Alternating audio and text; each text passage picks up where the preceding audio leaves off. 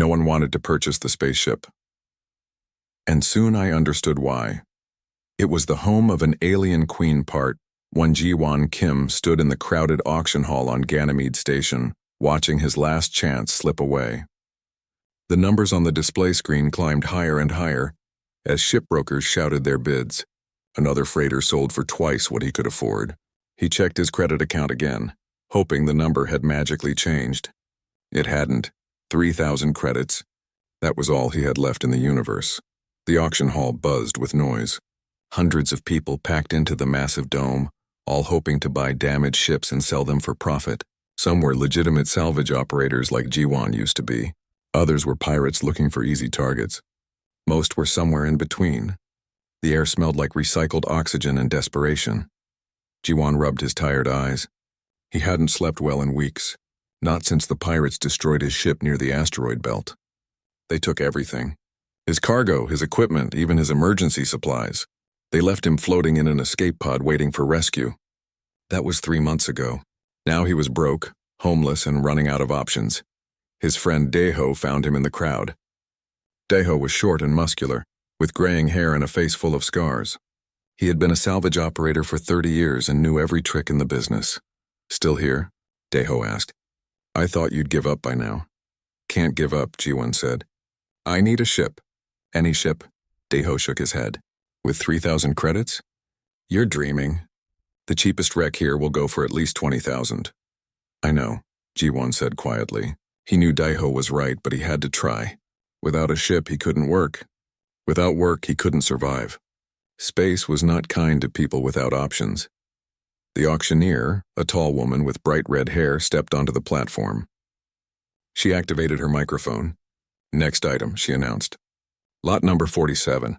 Unknown origin vessel, designation Meridian's Grace. Found drifting near the Kuiper Belt, 200 meters long. Hull integrity at 95%. System status unknown.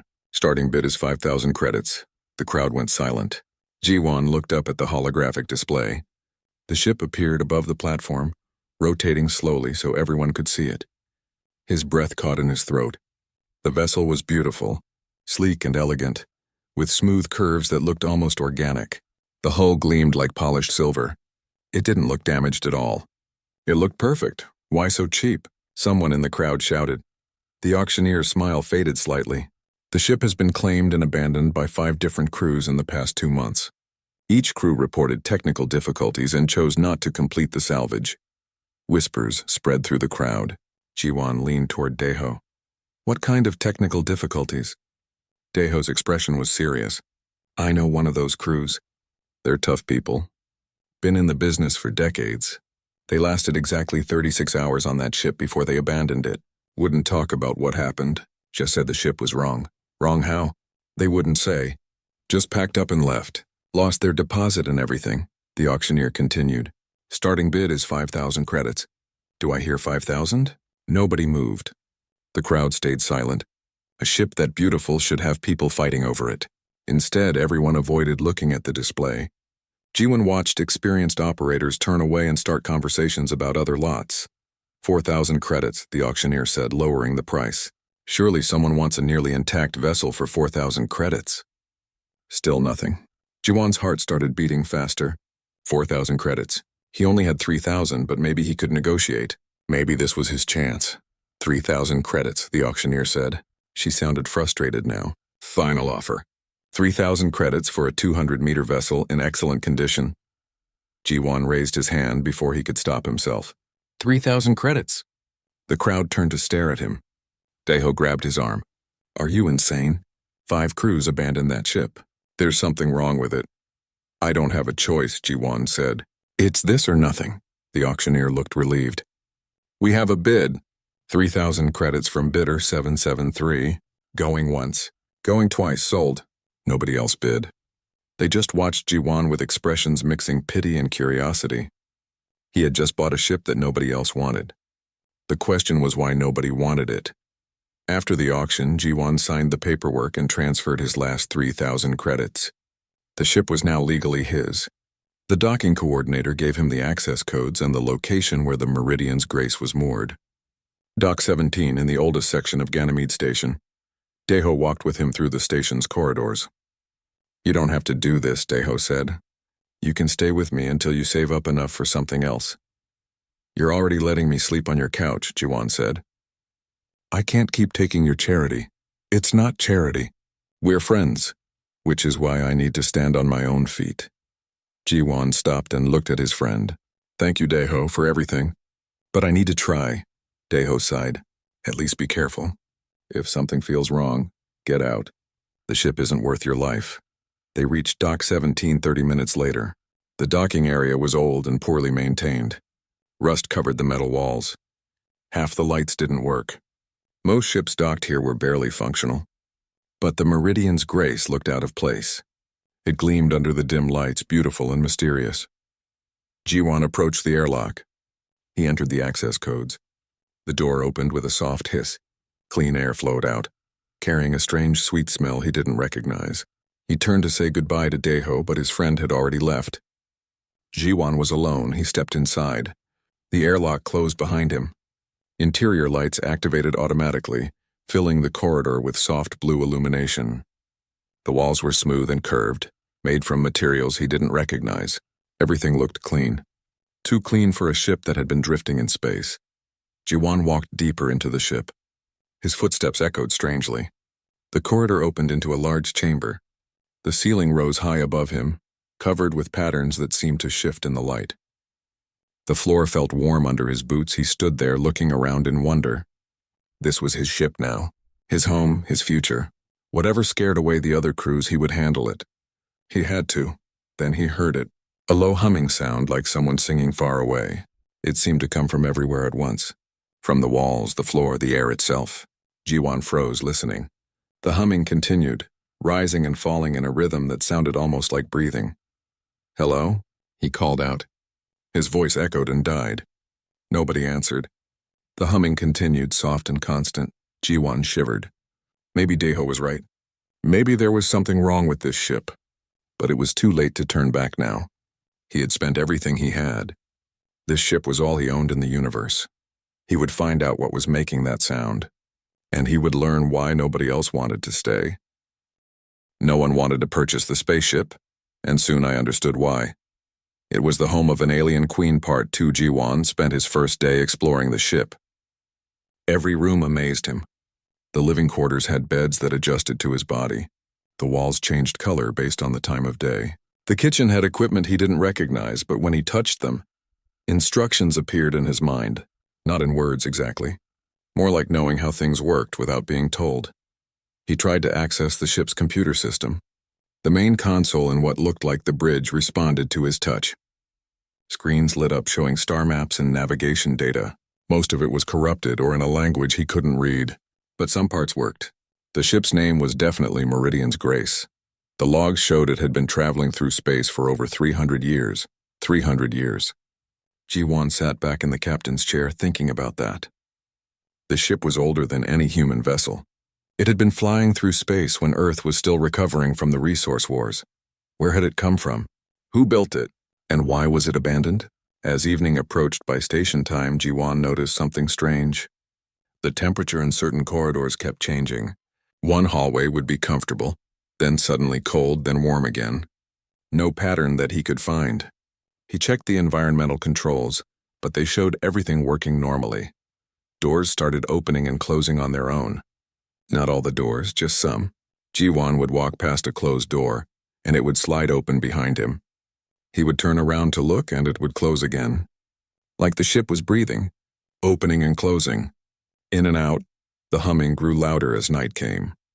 Jiwan followed the sound through the corridors, trying to find its source. It led him deeper into the ship, down levels he hadn't explored yet. The walls here were different. They had patterns carved into them, or grown into them. He couldn't tell which. The patterns glowed faintly, pulsing with that same rhythm as the humming. Finally, he found a massive door. It was 3 times his height and covered with intricate designs. The humming was loudest here. Jiwan touched the door. It felt warm, alive. The patterns began to glow brighter and the door slowly opened. Beyond was the most beautiful room Jiwan had ever seen. It was huge, maybe 50 meters across. The ceiling disappeared into darkness above. In the center of the room stood something like a throne. But it wasn't made of metal or stone. It looked organic, like it had grown from the floor. The entire surface covered with the same glowing patterns he'd seen throughout the ship. Jiwon walked toward the throne.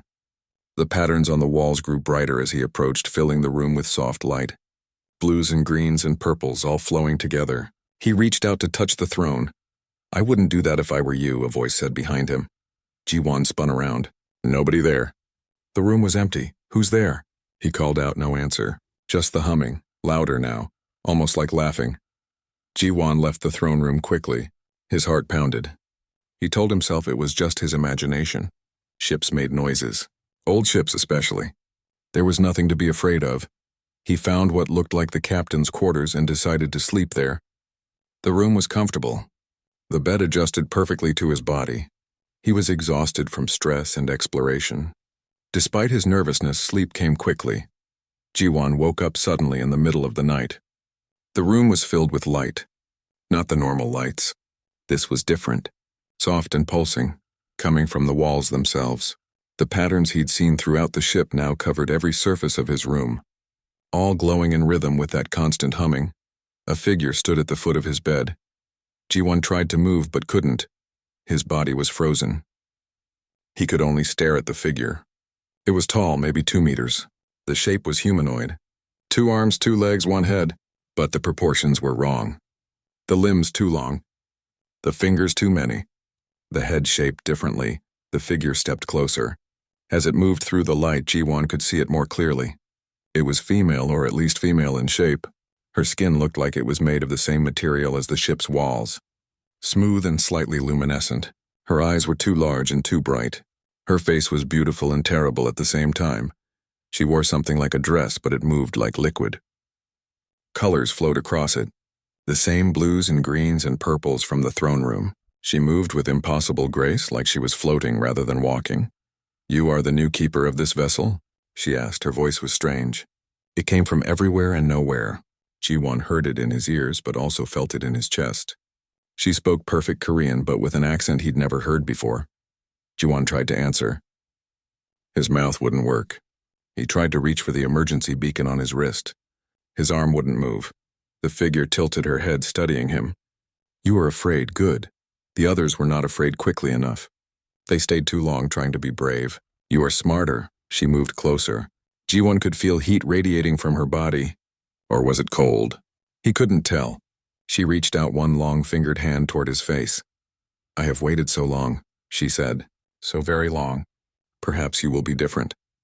Perhaps you will understand." Her hand almost touched his cheek. Jiwon managed to move his own hand, reaching for the beacon. His fingers found the button. The emergency signal activated with a loud beep. The figure jerked back. Her expression changed to something like surprise or anger. The light in the room pulsed brightly, then she vanished. Like smoke blown away by wind. One moment she was there, solid and real. The next moment gone, Jiwon could move again. He fell out of bed, gasping for air. His whole body shook. He grabbed his portable computer and pulled up the security camera feeds. He scrolled back to his room, to the moment when he woke up. The cameras showed him sleeping.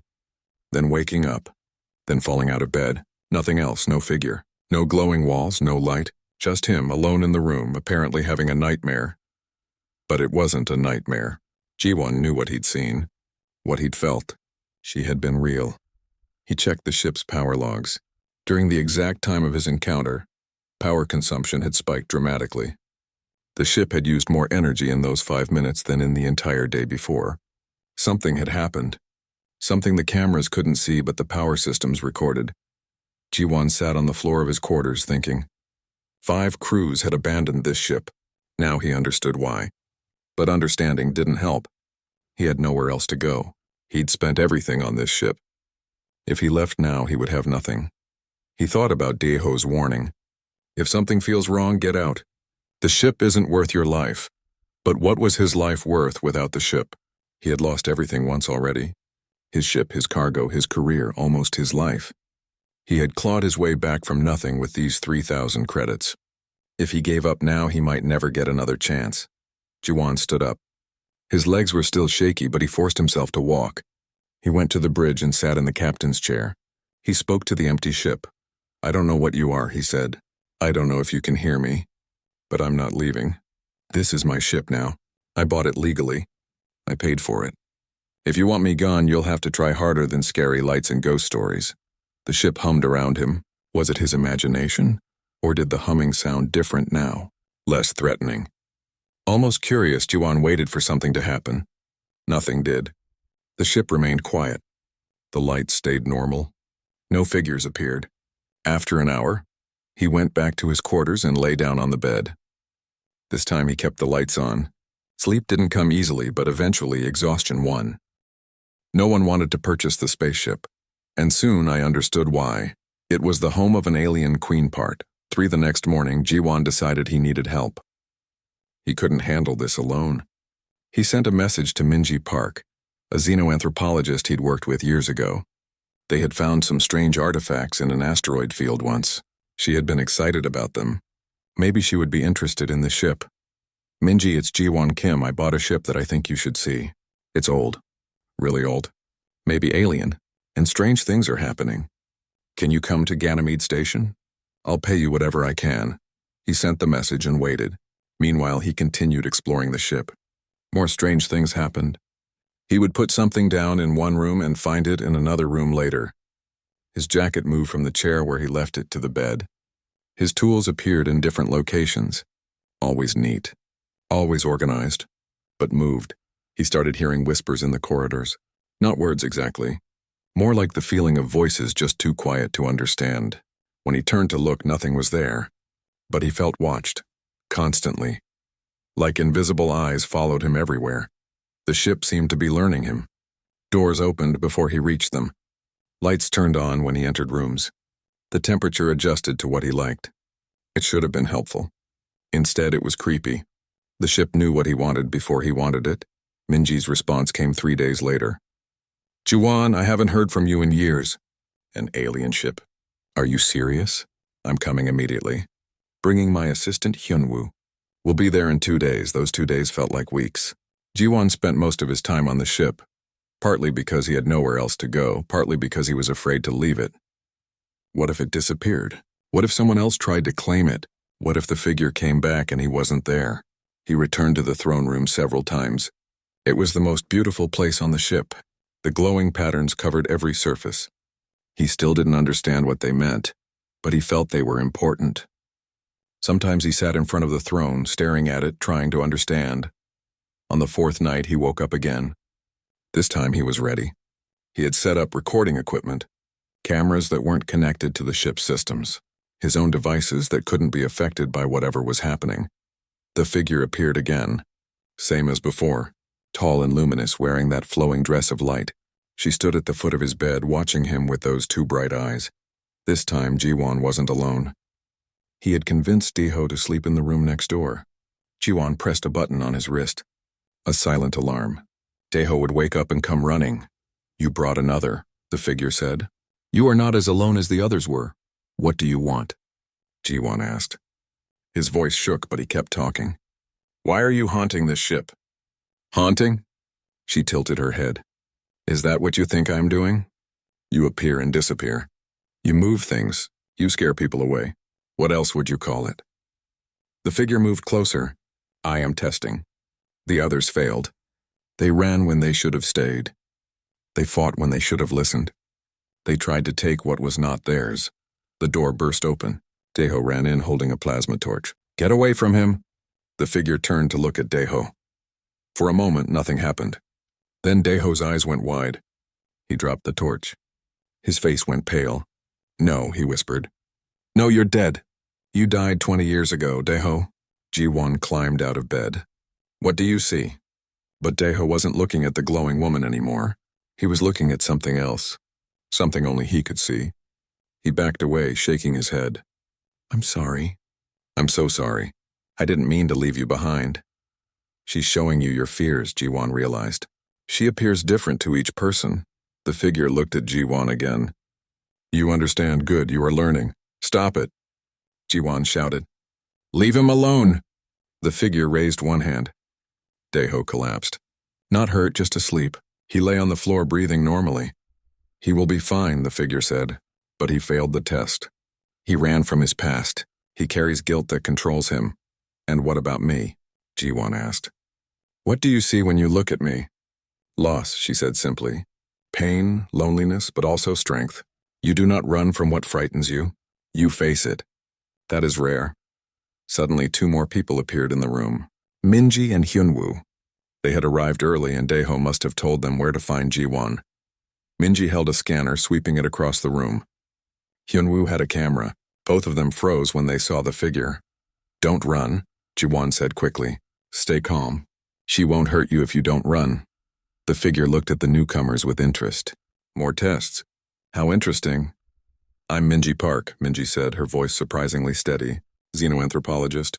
If you're real, I would very much like to talk to you. The figure seemed surprised. You are not afraid. I'm terrified, Minji admitted. But I'm also a scientist. Fear doesn't mean I run away from the most important discovery of my career. Hyunwoo slowly pointed his camera. May I record this? Record what you wish, the figure said. Your devices will show nothing. I exist in ways your technology cannot measure. Only consciousness perceives me fully. But the ship's power systems register you, Ji-won pointed out. I checked. You use energy when you appear, the figure smiled. Or at least her face changed in a way that might have been a smile. You are clever. Yes, I use energy. I am part of the ship. The ship is part of me. We are one. Who are you? Minji asked. What are you? The figure stood taller. When she spoke, her voice filled the room with power. I am Nalira, Queen of the Velani. This vessel is my home, my prison, my tomb. I have drifted through space for 500 years, waiting for someone worthy to return me to my world. The Velani, Minji breathed. I've read about them. Ancient civilization, supposed to be extinct. We are extinct, Nalira said. Her voice became sad. I am all that remains. A consciousness without a body. A mind without flesh. My people possess technology that could preserve the mind beyond death. When my body died, I merged with this ship. I became part of it. And now I cannot leave. Ji-won stood up slowly. You're not a ghost. You're not a hallucination. You're actually here. I am here and not here, Nalira said. My physical form is gone, but my consciousness persists in the ship's quantum core.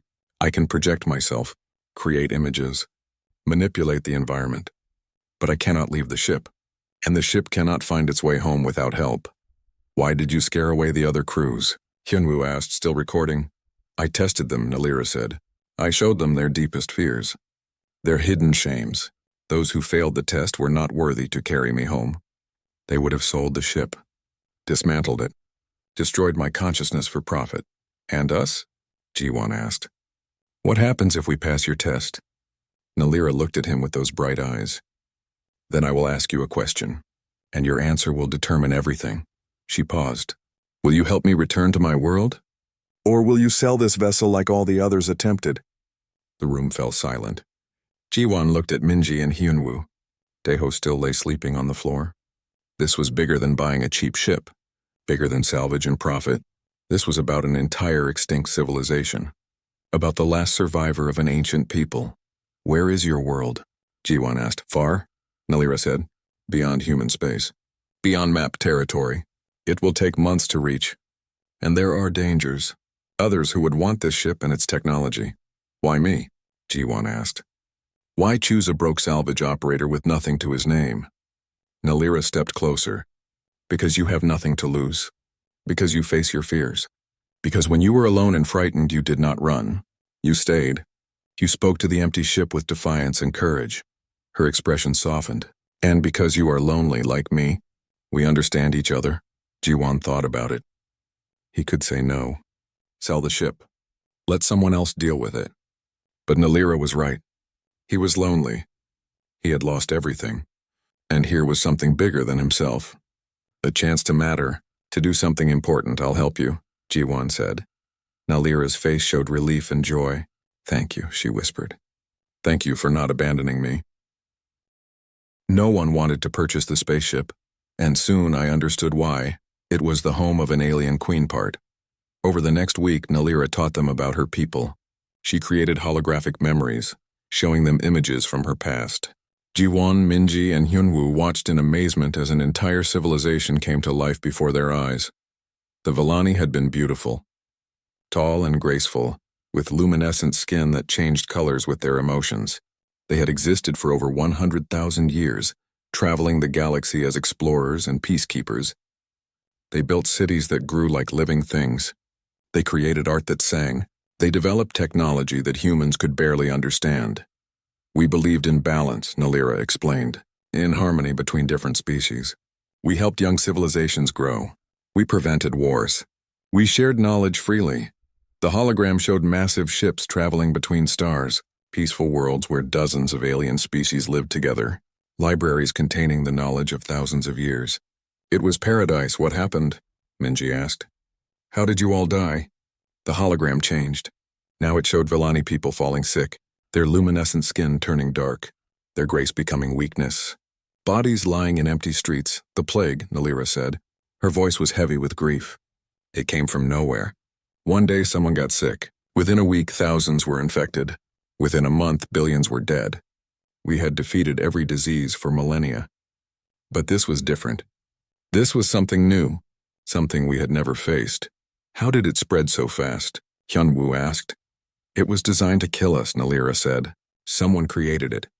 Engineered it specifically to target Villani biology. We never discovered who. By the time we understood what was happening, 99% of our people were already dead. Jiwon watched the hologram show empty cities, beautiful architecture with no one to live in it, gardens growing wild without anyone to tend them, ships drifting in space with dead crews. I was traveling when the plague reached its peak, Nalira continued. I was a queen, but not a ruler in the way humans understand. Queens were guardians, protectors of knowledge, keepers of history. My duty was to preserve our culture and help it survive. The hologram showed Nalira's younger self. She looked more solid then, more real. She walked through the corridors of this very ship, but the halls were full of other Villani. Her crew, her family. I was going to seek help from allied species, she said. We had friends across the galaxy. Surely someone could help us find a cure. But the plague was too fast. My crew started dying one by one. We tried to turn back, but more got sick. By the time we were 3 months into the journey, everyone was dead except me. Why didn't you get sick? Minji asked gently. I did get sick, Nalira said. I was dying. I had maybe days left. But I couldn't let our civilization end with nothing. No record, no memory. Just extinction and silence. The hologram showed Nalira alone on the ship, stumbling through corridors. So I used the ancient technology, the forbidden technology. I merged my consciousness with the ship. Forbidden? Jiwon asked. Our people believed that consciousness should end naturally, Nalira explained. That preserving the mind beyond death was wrong, unnatural, but I was desperate. I couldn't let everything we were just disappear. So I broke our oldest law. I became what you see now, a mind without a body, alive and dead at the same time. The hologram faded. Nalira stood before them in her current form, glowing and ethereal. I intended to guide the ship home, she said, to make it to Villani Prime and activate the Royal Archives. But the ship's navigation systems failed. The plague had damaged too many systems. I drifted. For 500 years I drifted through space, lost and alone, unable to die, unable to reach home. Silence filled the room. Jiwon felt tears on his face. He wiped them away, embarrassed. Don't be ashamed of tears, Nalira said softly. Grief is what makes us alive, even me. Especially me. Your people's knowledge, Minji said. It's stored in these patterns on the walls. Some of it, Nalira said. The ship contains basic archives. Medical knowledge, technology, history. But the real archives are on Villani Prime. The Royal Archives. They contain everything. Every discovery. Every piece of art, every memory of every queen who came before me. And you can access them? Hyunwoo asked. If we can reach the planet, yes. The coordinates are encoded in my consciousness. But I cannot access them alone. I need help. I need someone to pilot the ship. Someone to make decisions I cannot make. Someone living. Jiwon looked at the star maps Nalira had shown them. The journey would take months. Through dangerous space. Past pirates and hostile territory. To a planet that might be completely dead, I'm in, he said. Whatever it takes. I'm coming too, Minji said immediately. This is the most important xenoanthropological discovery in human history.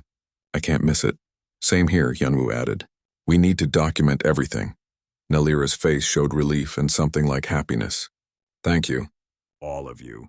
But you must understand the dangers. Other species survived the fall. Some of them remember the Villani. Some of them want our technology. If word spreads about this ship, powerful people will try to take it. As if she had predicted the future, Ji-won's communicator beeped. A message from Ganymede Station authorities. His blood ran cold as he read it. Helios Dynamics is challenging my ownership of the ship, he said. They're taking me to court. They claim I bought stolen property. Helios Dynamics? Minji's expression darkened. The megacorporation? They're huge. They have lawyers and money and political power. The auction was legal, Ji-won protested. I have all the paperwork. They don't care, Nalira said. They heard about a mysterious ship. They want it. They will use their power to take it. Ji-won read more of the message. The hearing is in 30 days. If I lose, the ship gets seized and auctioned again. Helios will make sure they win the auction this time. What do we do? Hyunwoo asked. Nalira's expression became determined. We leave now, tonight, before they can stop us. We jump beyond human space, beyond their jurisdiction. We run. But I'll be breaking the law, Ji-won said.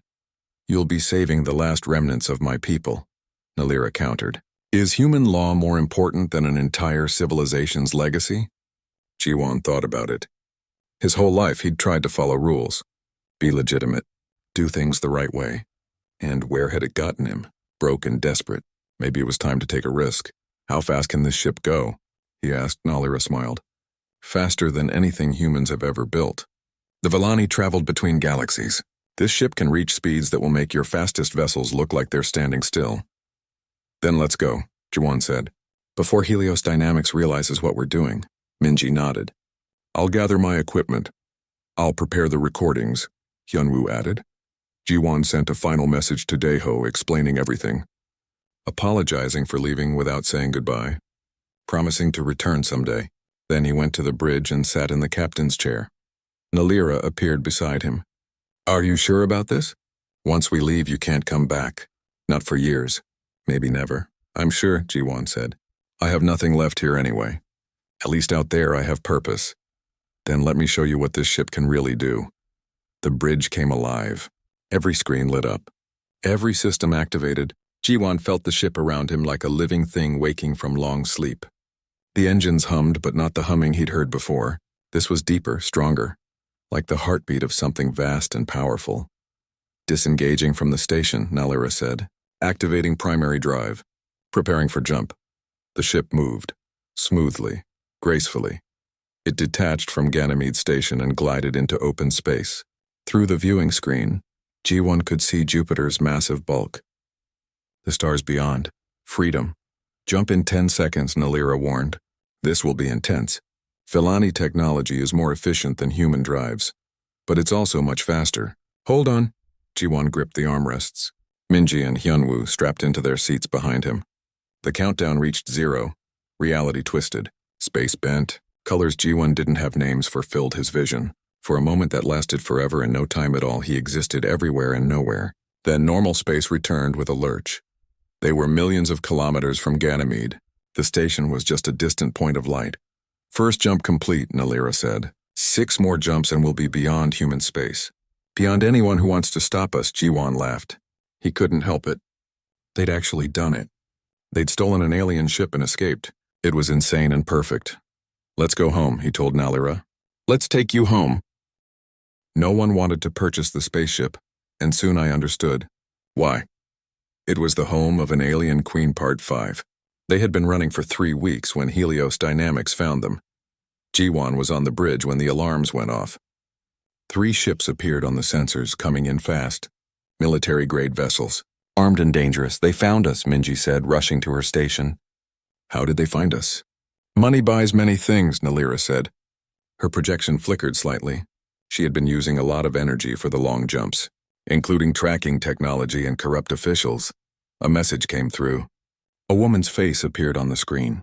She was maybe 40 years old with short black hair and cold eyes. This is Captain Soman of Helios Security. You are operating a stolen vessel. Shut down your engines and prepare to be boarded. We're not stopping, Ji-won said. Then we'll stop you, Somin replied. Her smile was dangerous. "We have authorization to use any force necessary. Surrender now and we'll go easy on you." The communication cut off. The 3 Helios ships spread out, surrounding them. "Can we outrun them?" Hyunwoo asked nervously. "Not easily," Nalira said. "I'm weak from the jumps. I need time to recharge. Maybe 6 hours." "We don't have 6 hours," Jiwon said, watching the enemy ships close in. Weapons fire lit up the space around them. Warning shots. The next ones would be real. "There's an old Vellani waypoint nearby," Nalira said. "A supply station. It's been abandoned for centuries, but the defensive systems might still work." "How far?" 20 minutes at full speed." "Do it," Jiwon ordered. The ship accelerated. Jiwon felt the force pushing him back into his seat. The Helios vessels pursued, firing continuously now. The shields held, but each impact weakened them. "Shields at 60%, Nalira reported. Her voice was strained. "I'm diverting power from non-essential systems." The waypoint appeared ahead. It was a massive structure, maybe 10 kilometers across, spherical, covered with docking ports and defensive turrets. It looked dead, dark, and silent against the stars. "Are you sure this will work?" Minji asked. "No," Nalira admitted. "But it's our only chance." They flew into one of the docking ports. It was barely large enough for the ship. The pursuing vessels followed them inside. The interior of the waypoint was like a giant maze. Tunnels and chambers all in darkness. Nalira guided them through the maze with skill. She knew this place, had been here before hundreds of years ago. The Helios ships weren't as familiar with the layout. They fell behind, searching for them in the darkness. "There," Nalira said. "The command center. If I can access it, I can activate the station's defenses." Jiwon brought the ship to a careful landing in a large chamber. "How long will it take?" "I don't know. The systems are ancient. They might not respond to me anymore. Try. We'll buy you time." Nalira's projection faded as she focused her consciousness on the station systems. Jiwon, Minji, and Hyunwoo waited in tense silence. They could hear the Helios ships searching nearby. Getting closer. Minutes passed like hours. Then the lights came on. All through the station, systems that had been dead for centuries began to wake up. The ancient machinery groaned and hummed. "She did it," Minji whispered. The Helios ships found them just as the station came fully online. They entered the chamber, weapons ready. But before they could fire, the station's defensive turrets activated. Automated weapons that had defended Vellani space for millennia. They were old but still deadly. Warning shots forced the Helios ships back. They retreated deeper into the station, trying to escape. But Nalira controlled everything now. Doors closed in their path. Turrets tracked their movements. She was playing with them. This station was designed to protect against invasion. Nalira's voice echoed through the ship. "Your vessels are no match for Vellani technology." Captain Soman's face appeared on the screen again. She looked angry and frightened. "This is an act of war. You're using alien weapons against human ships." "You pursued us," Jiwon replied. "You fired first. We're just defending ourselves. Helios Dynamics will not forget this. We'll hunt you to the edge of the galaxy. Then you'll be chasing us for a long time." The Helios ships managed to escape the station, but they were damaged and limping. They wouldn't be pursuing anyone soon. Nalira released control of the station and returned to the ship. "That was too close," she said. Her projection was barely visible now. "Weak and fading. I used too much energy. I need to rest." "Rest then," Jiwon said. "We'll keep watch." Nalira faded away completely. Jiwon felt a pang of worry. What if she didn't come back? What if she'd used too much energy? But after a few hours, she reappeared, still weak but alive. Over the next few weeks, they stopped at 2 more Vellani waypoints. Each one was a treasure trove of knowledge. Ancient technology, medical supplies that still worked after centuries, and something more valuable than anything else: other consciousness imprints. At the second waypoint, they found 3 Vellani consciousnesses preserved in the station's systems. Scientists who had uploaded themselves before dying, hoping to contribute to a cure for the plague. They had waited 500 years for someone to find them. The scientists shared their knowledge with Nalira. Navigation data, information about the route to Vellani Prime, warnings about dangerous territories. "The path ahead is treacherous," one scientist told them. "There are species that remember the Vellani, some with gratitude, some with hatred. The Trocani Empire especially. They feared our power. They may try to stop you from reaching the homeworld. Why would they care? Minji asked. The Vellani are gone. But their technology remains, the scientist explained. The Royal Archives contain knowledge that could give any species enormous power. The Tricani would kill to possess it, or to ensure no one else does. After gathering all the information they could, they said goodbye to the scientist consciousnesses. It hurt to leave them behind. But the scientists chose to stay at the waypoint. Someone else might come, they said. Someone else might need help. We will wait here, watching, hoping, just as we have for 500 years. The journey continued. Jiwan, Minji, and Hyunwoo fell into a routine. They took turns piloting. They studied the Vellani language and culture. They grew close, bound together by their shared adventure. Jiwan spent more and more time talking with Nalira, learning about her life before the plague, her hopes and dreams, her fears and regrets. Do you miss having a body? He asked one night. Every moment, she admitted. You cannot imagine what it's like. To think and feel but not touch. To exist but not live. I watch you eat and remember taste. I see you sleep and remember dreams. I exist between life and death, belonging to neither. I'm sorry, Jiwon said. Don't be. I chose this. And it let me survive long enough to find you, to have hope again. That's worth the price. They talked about loneliness, about loss, about finding purpose in unexpected places. Jiwon realized he was happier than he'd been in years, despite the danger, despite running from Helios dynamics. Despite everything, he had found something he'd been missing. Not just purpose, but connection, family. Even if part of that family was an alien consciousness in a ship, then Helios found them again. They were 3 jumps from Vellani space when 6 ships appeared. Not just security vessels this time. Warships. Real military hardware. They're not playing anymore, Minji said, her voice shaking. Captain Soman's face filled the screen. Last chance. Surrender the vessel and its occupants. Helios Dynamics is authorized to use lethal force. We're almost home, Nalira whispered. So close. Just 3 more jumps. Can we make it? Jiwon asked. Not without a fight. The Helios warships opened fire. No warning shots this time. Full weapons barrage. The shields held, but barely. I'm activating offensive systems, Nalira said. Her voice was stronger now. Determined. I've been saving energy for this. Hold on, the ship transformed. Weapons emerged from hidden ports. Systems Jiwon didn't know existed came online. The Meridian's Grace wasn't just a transport vessel. It was a warship. My people were peacekeepers, Nalira said. But we were not defenseless. The battle was fierce but brief. Vellani weapons were centuries more advanced than human technology. Energy beams that bent around shields.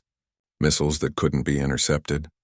Defensive fields that absorbed attacks and redirected them. Within minutes, all 6 Helios warships were disabled. Not destroyed. Nalira refused to kill if she could avoid it. But their engines were dead. Their weapons offline. They would drift until rescue came. Go, Nalira told them over open channels. Go back to your corporate masters. Tell them the Meridian's Grace is beyond their reach. Tell them some things are not for sale. The ship jumped. Once, twice, 3 times. Each jump taking them further from human space. Closer to a dead world and the last remnants of an extinct civilization. Next jump, Nalira said quietly. The next jump takes us home.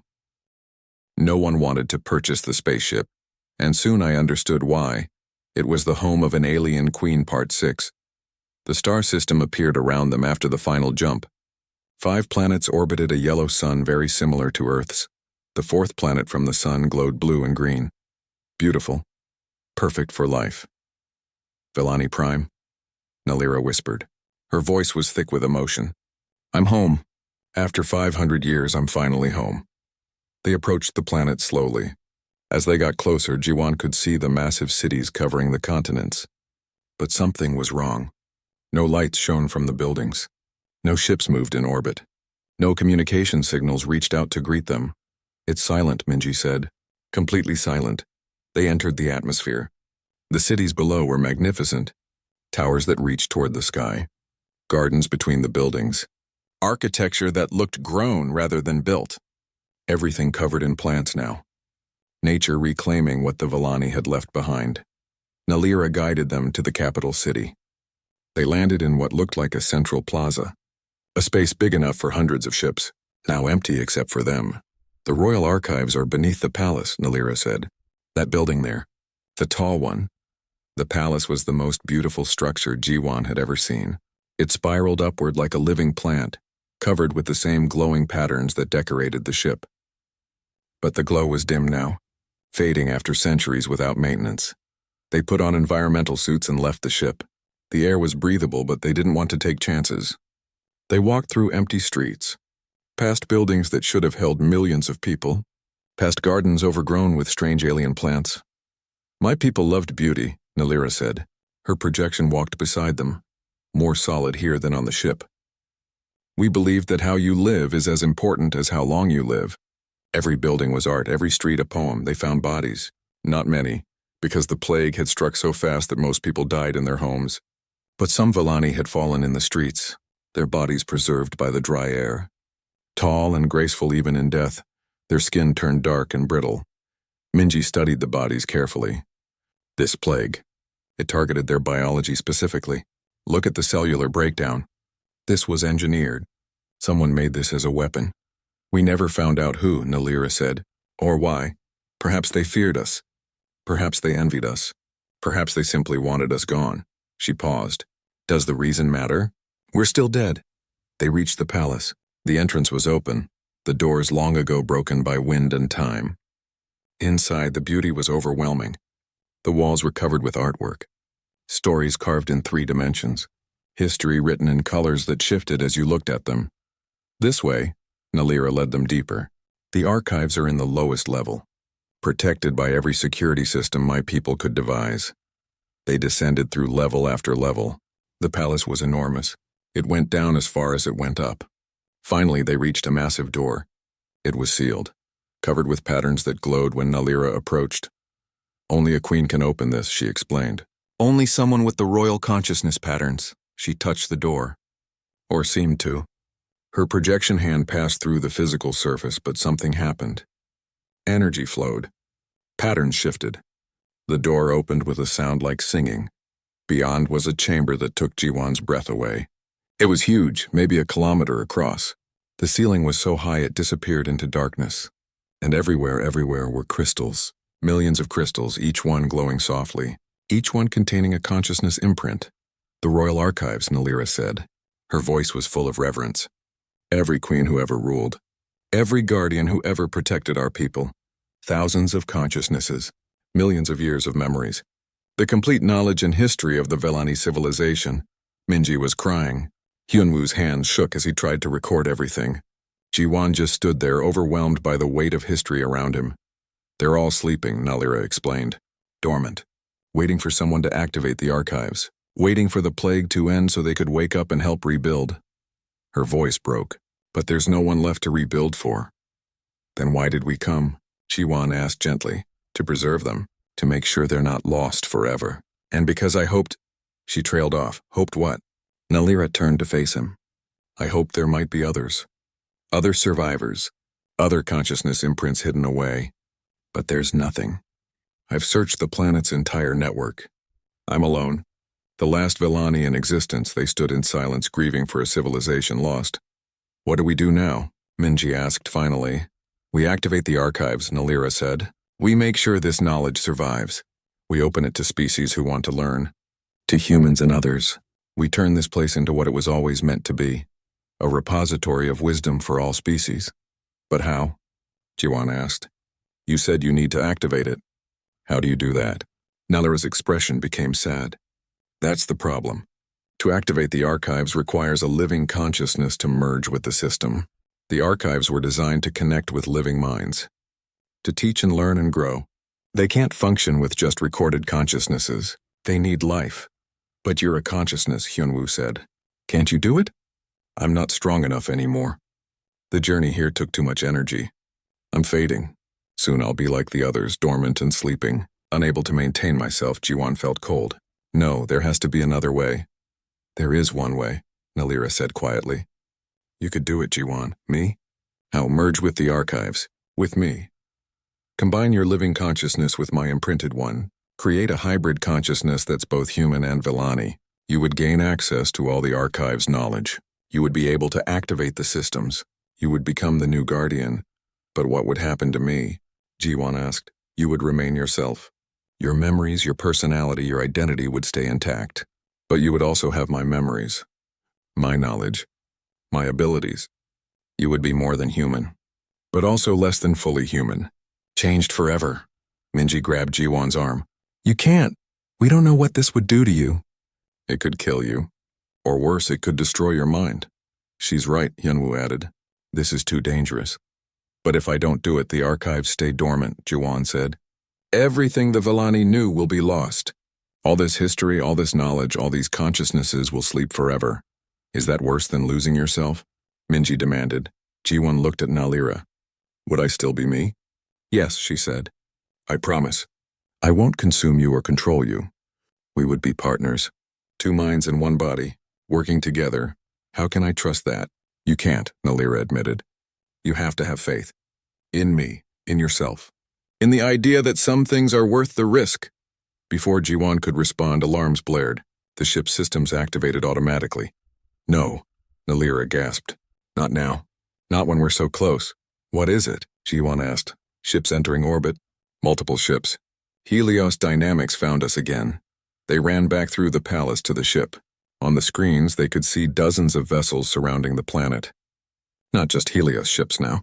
They had hired mercenaries. Entire fleets. Captain Soman's face appeared. This planet and its technology now belong to Helios Dynamics. Surrender immediately or we will take it by force. They can't have it, Nalira said fiercely. They'll weaponize everything. They'll use Villani knowledge to make weapons, to control others, to destroy. What choice do we have? Hyunwoo asked. There are dozens of ships up there. The planet has defense systems, Nalira said. Ancient weapons. But I'm too weak to activate them. I need more power. More energy than I have left. Jiwon understood. The archives. If they're activated, you'll have access to their power. Yes, but that requires the merge. It requires you to make a choice. Right now, before Helios lands their troops and takes everything by force. Jiwon looked at his friends. Minji was crying. Hyunwoo looked terrified. They both shook their heads, begging him not to do it. I'm sorry, Jiwon said to them. I have to. This is bigger than me. Bigger than any of us. He turned to Nalira. Do it, merge with me. Make me the guardian. Are you sure? She asked. Once we begin, there's no going back. I'm sure. I've been alone my whole life. Running from one job to another. Never belonging anywhere. Maybe this is why. Maybe I was meant to be here. To do this, Nalira's projection became brighter, more solid than he'd ever seen her. She reached out her hand. This time when she touched him, he felt it. Warmth spreading through his body. Close your eyes, she said. This will hurt.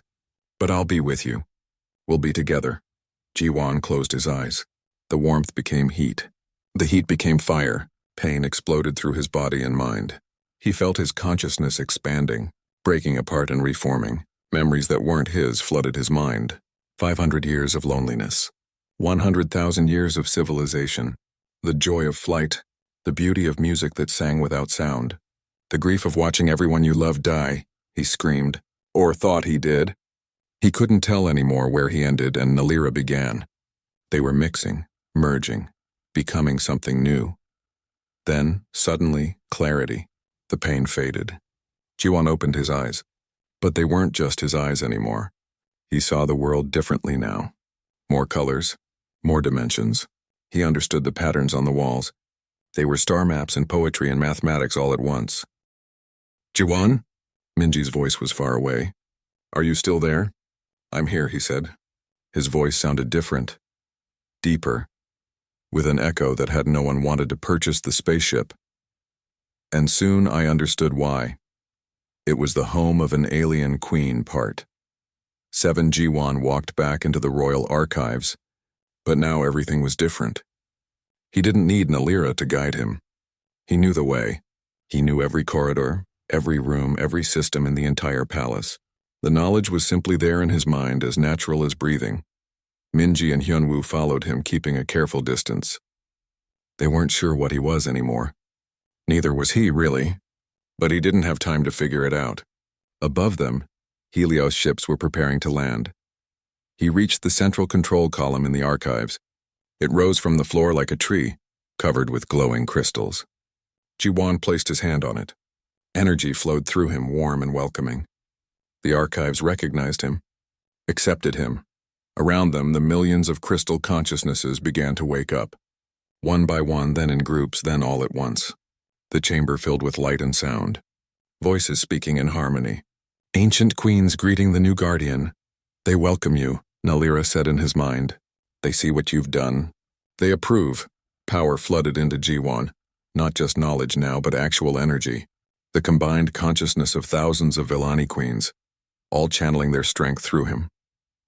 He could feel the planet's defense systems responding. Weapons that had slept for 5 centuries coming online. Above the planet, the Helios ships detected the activation. Captain Soman's transmission was panicked now. All ships, battle stations, they've activated something. Be ready for anything. Jiwan's awareness extended beyond his body. He could feel the entire defense network. Satellites in orbit, weapon platforms on the surface, energy shields that could cover the entire planet. Systems so advanced that human technology looked like toys in comparison. He reached out with his new abilities and took control. In orbit, the first wave of defensive satellites activated. They didn't fire on the Helios ships, not yet. They simply demonstrated their power. Energy beams cut through empty space, creating patterns of light that spelled out a message in multiple languages. Leave. This world is protected. Leave or face consequences. Some of the mercenary ships immediately turned and fled. They hadn't signed up to fight ancient alien technology, but the Helios warships held their position. Corporate greed was stronger than fear. Fire at will, Captain Soman ordered. Destroy those satellites. The Helios ships opened fire. Their missiles and energy weapons struck the satellites. The satellites didn't even bother with shields. The weapons hit and did nothing. Villani technology was too advanced, too different. Human weapons couldn't even understand what they were shooting at. This is your final warning, Jiwan transmitted. His voice reached every ship simultaneously. I am Jiwan Kim, guardian of Villani Prime. This planet and its knowledge are under my protection. Leave now in peace, or I will force you to leave. Captain Soman appeared on screen. Her face was red with anger. You're one human controlling alien technology you don't understand. We have 50 ships. You can't win. I don't need to win, Jiwan replied calmly. I just need to protect what matters. He activated the planetary shield. A dome of pure energy formed around Villani Prime. Beautiful and impenetrable. Nothing could get through it. The Helios ships were trapped outside, unable to land, unable to take what they wanted. Attack that shield, Soman ordered. Full power. All 50 ships fired at once. The shield didn't even flicker. It absorbed the energy and redirected it harmlessly into space. The Helios captains tried different weapons, different strategies. Nothing worked. They were firing at technology that was thousands of years more advanced. Enough, Jiwan said. He activated the offensive systems now. Not to kill. Nalira had taught him mercy, but to demonstrate overwhelming power. Energy weapons emerged from hidden locations all over the planet's surface. Hundreds of them, thousands, all targeting the Helios fleet simultaneously. One weapon for each ship.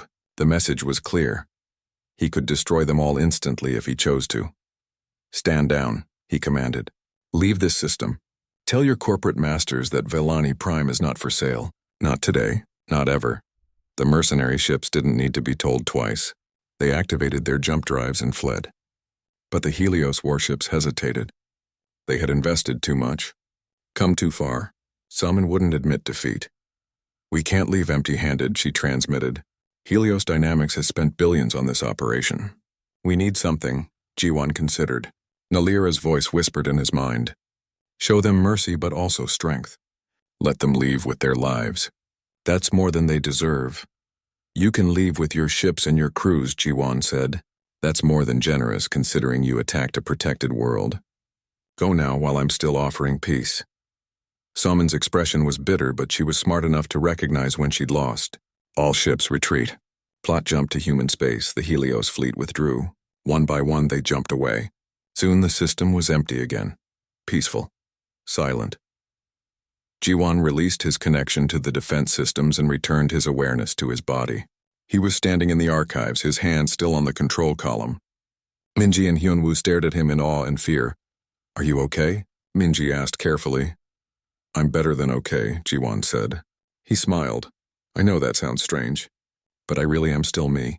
Just more now. What did it feel like? Hyunwoo asked. Controlling all that power? Like being fully awake for the first time in my life, Jiwon said. Like understanding something I'd been missing my whole existence. Over the next few weeks, they worked to secure the planet. Jiwon activated more defense systems. He sent out messages to nearby species, informing them that Vellani Prime was now open to visitors. To researchers and students, to anyone who wanted to learn from the archives, news of the discovery spread across the galaxy. Humans were fascinated and frightened. An ancient alien civilization, a hybrid human-alien guardian, technology that made human advances look primitive. Some people celebrated, others worried about the implications. The Solar Council sent ambassadors. They offered trade agreements, research partnerships, political alliances. Jiwon listened to all of them but made his own decisions. He wasn't human anymore, not completely, but he wasn't fully Vellani either. He was something new. A bridge between species. Minji and Hyunwoo became the first human researchers on Vellani Prime. They established a base near the capital city. Other scientists joined them. Slowly, carefully, humans began learning from the archives, medical knowledge that cured diseases, technology that solved energy problems, philosophy that changed how people thought about existence. But Jiwon made sure the knowledge was shared freely. No patents, no weapons, no corporate control. The Vellani had believed in knowledge for all. He would honor that belief. Daeho came to visit 6 months after the battle. He had traveled for weeks to reach Vellani Prime. When he saw Jiwon, he didn't know whether to hug him or run away. You look different, Daeho said. I am different, Jiwon admitted. His skin had changed slightly. Not completely Vellani, but with a faint luminescence. His eyes were brighter, his movements more graceful. But I'm still your friend. Still the broke salvage operator you tried to help. Are you happy? Daeho asked. Really happy? Or did you sacrifice yourself for nothing? Jiwon thought about it. I'm happy. I found what I was looking for. A home, a purpose, people who need me. He gestured to the city around them. This place was empty. Now it's becoming alive again. Different than before, but alive. And Nalira? Daeho asked. Is she still with you? Always, Jiwon said. Nalira's presence was constant in his mind now. Not controlling him. Just there, a companion, a partner. We share everything. Thoughts, memories, feelings. It's strange but also wonderful. I'm never lonely anymore. Daeho looked around at the alien city, at the researchers from a dozen species working together, at the archives glowing with preserved knowledge. You did something amazing here. Something important. I just bought a ship that nobody wanted, Jiwon said with a smile. Everything else followed from that. 1 year after arriving at Vellani Prime, Jiwon stood in the throne room where he first met Nalira's projection. The room was beautiful now, fully powered and maintained. The throne itself glowed with soft light. Other species had joined the research effort. The friendly ones that the Vellani had known. Some brought their own consciousness preservation technology. Others brought different knowledge to share. The planet was becoming what it had been before, a meeting place for civilizations, a repository of wisdom. Are you going to sit on the throne? Minji asked. She visited the palace often now, documenting everything for human records. Sometimes, Jiwon admitted, it's more than a throne. It's a connection point. When I sit there, I can access the deepest parts of the archives, talk to the ancient queens, learn from them. Do they approve of you? A human becoming guardian? They're curious, Jiwon said. Some approve. Some are uncertain. But they all agree on one thing. I didn't run away. I stayed when others fled. I accepted responsibility when I could have taken the easy path. That's what matters, Hyunwoo called from his workstation. Jiwon, you need to see this. We've found something in the medical archives. Information about the plague. Jiwon hurried over.